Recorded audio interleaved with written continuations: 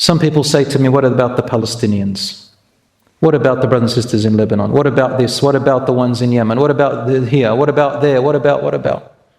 Brothers and sisters, their similitude is like the example of Pharaoh's wife. The tribe that was thrown by their king inside of the burning ditch. They all got burnt.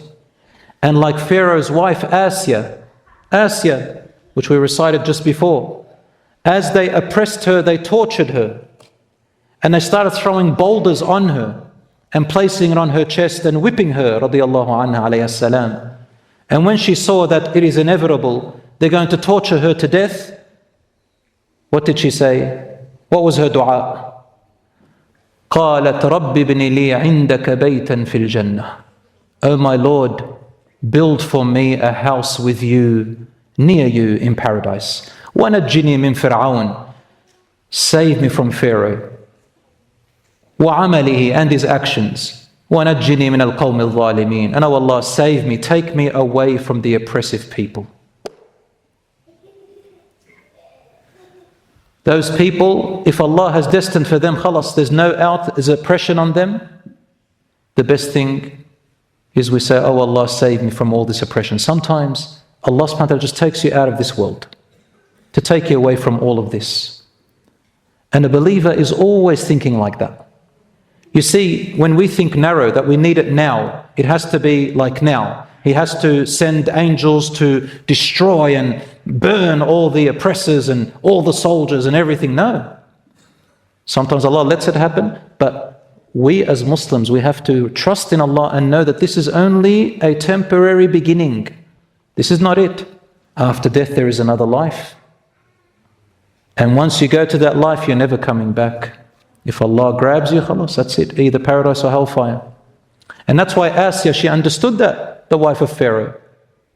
My Lord, build me for me a house and get me out of here. And so Allah took her. Where do you think she went? Everything she went through, she forgot it. Khalas, gone. Rasul said, a person we placed in Jannah, just Allah will grab a person and say, go in and out. Comes in and out. And then they say to him, so he's a person who's never lived a day of happiness in his life, torture, distress, all his life. And then they say to him, what do you remember of distress? He says, what distress? I can't remember a thing. He gets amnesia, doesn't remember any of the distress he ever went through. And opposite too, Rasul says that Allah tells the angels to grab a man who lived a beautiful life, all his life, not beautiful, but a life of luxury and goodness and richness, but he was a disbeliever. He got dipped in hellfire once. And they say to him, what do you remember of happiness? He says, Wallahi, what happiness? I cannot remember a thing. So brothers and sisters, that's the end is there, inshaAllah ta'ala. Ashab al-Ukhdud, those who were thrown into the fire, if you know in Surah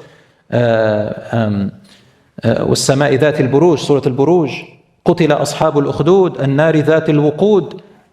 In those days there was a king who was oppressive, and he gathered anyone who believed in the belief of Moses that happened after him. And he built a ditch and lit it up with fire and threw everyone who believed in the belief in the message of Moses and those who came after him. Until it says, the hadith is authentic, that a woman was carrying her baby and she was about to hesitate, throwing herself into the fire. And then Allah made the baby speak in the cradle. And he said, "Isbiri ya ummah innaka ala al-haq." My mother, be patient, you are on the truth. Through there was paradise. The martyr doesn't feel anything. My brothers and sisters, so it's far more vast and more comprehensive than what we think. Rely on Allah. And don't forget your dua.